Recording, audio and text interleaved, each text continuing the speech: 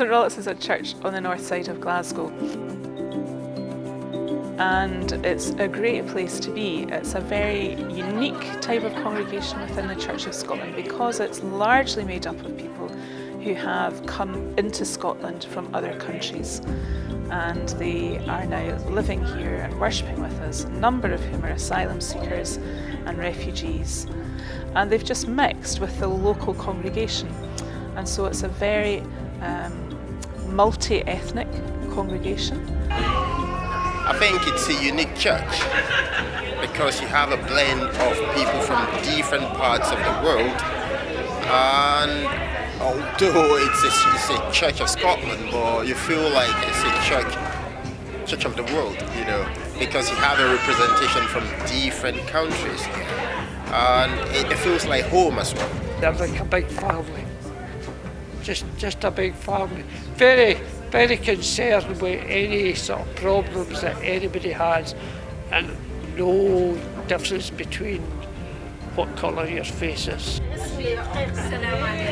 Well, on a Tuesday and Wednesday, the church is really busy, and we would have more than 100 folk probably through our doors. The sanctuary is totally transformed into a charity shop, and we sell clothes, household goods, just about anything really that is saleable and is useful to people at a very low price. 40 years ago it was very much a Glasgow housing estate, and then it was one of the first estates in Glasgow where asylum seekers were brought and housed, and that actually happened in Sighthill literally overnight, and immediately there was a massive necessity to help these people. The church was really serving its community. It had worked out its mission and ministry and was really fulfilling that. But then on one day in 2013, everything began to change for the church, and that was through a letter that arrived through the post. I was opening the mail as usual one day when one of the letters I opened was headed Glasgow City Council Compulsory Purchase Order. As session clerk, it was my place to share this news with the congregation. The first reaction was total silence throughout the whole congregation, total and utter shock. By the end of the service that day, many people were in tears because to them it was their spiritual home, and for many the first one that they had ever known since coming to Scotland. When the congregation got the letter, however, the sensible thing they did, having recovered from the shock, was to get in touch with the trustees, and we had a meeting with them. And I remember very clearly coming down and Margaret saying, as the session clerk, Margaret saying, well, will you get us another building?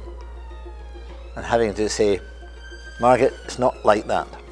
I'm sorry, we don't procure buildings on behalf of congregations. We will help you get the building.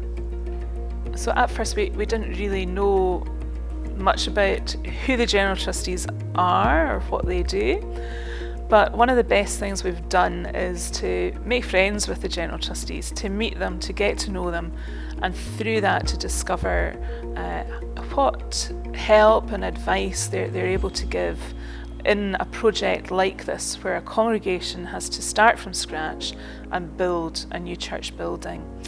We have now been journeying with St Rollox for nearly 4 years. We have spent time supporting them, encouraging them, giving them advice as necessary, and really just being with them through the journey so they're not alone. And at this point in time, we're now looking forward to being able to sign a contract, hopefully very soon, to take possession of the land and to start to build what will be their new home.